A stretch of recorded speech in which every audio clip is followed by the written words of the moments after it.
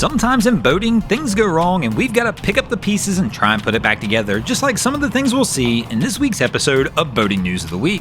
Our first story to make the boating news this week is going to take us down to Florida and over toward the Tampa Bay area, where this was the scene earlier this week when the U.S. Coast Guard, the St. Petersburg Fire Department, and the Eckerd College Search and Rescue Team all responded to an emergency call about a vessel on fire in the bay. There were 2 people on board the vessel at the time the blaze broke out. Fortunately, they were able to get off the vessel before the flames fully engulfed the boat. The 2 crew members were then pulled from the water by a Good Samaritan vessel that happened to be in the area. The 3 responding crews all put out the blaze fairly quickly. One of the more interesting parts of this story, though, is one of those crews that responded, and that is the Eckerd College Marine Search and Rescue Team. This is actually the only Marine Search and Rescue Team college-based in the country. This is a highly trained group of students who volunteer to go out on the water and work with Coast Guard and other emergency management officials in responding to distress on the water. Now, I was aware of this group prior to this incident occurring, as several of the students in the past have actually emailed me stories for Boating News of the Week, but I figured it was worth a mention again when I saw this story pop up. If you guys have never heard of this or checked it out, go over to their website and check it out. Pretty cool experience for the kids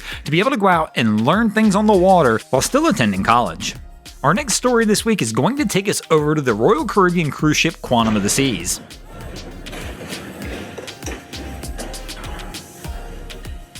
Where this was the scene this past week when one of the lifeboats came detached from the davits on the vessel, falling, first striking the deck of the cruise ship and then landing in the water and again hitting the cruise ship as the cruise ship passed the lifeboat. Royal Caribbean officials later claimed that the Quantum of the Seas number 12 lifeboat on the port side of the vessel wound up hitting the deck of the cruise ship before falling over the side of the boat and into the water. The lifeboat was able to be successfully retrieved with large dents and cracks on the starboard side and damage to the fiberglass on the underside of the lifeboat.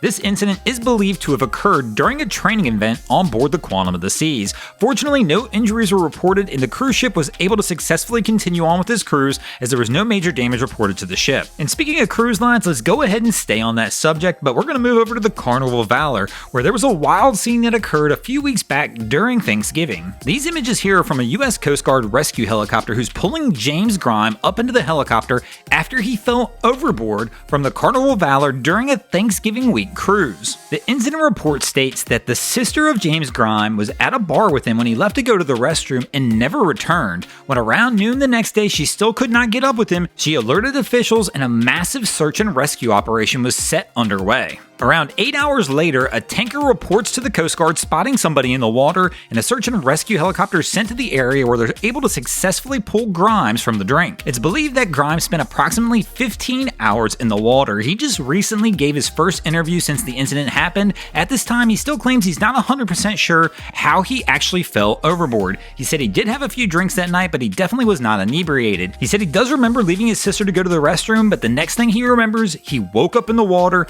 where he wound up spending the next 15 hours.